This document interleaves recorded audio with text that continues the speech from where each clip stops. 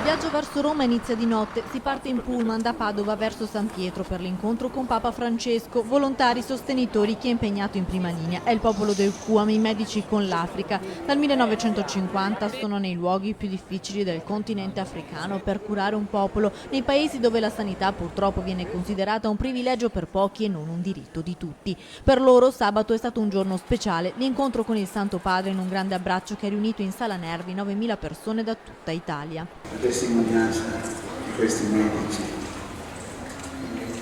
hanno portato un cuore laggiù, dove voi andate semplicemente per trovare Gesù.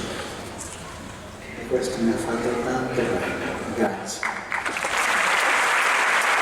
Voi portate avanti con coraggio la vostra opera esprimendo una chiesa che non è una super clinica per VIP ma piuttosto un ospedale da campo, ha detto Papa Francesco, ricordando la figura del fondatore del Cuam, il padovano Don Luigi Mazzuccato, morto lo scorso novembre.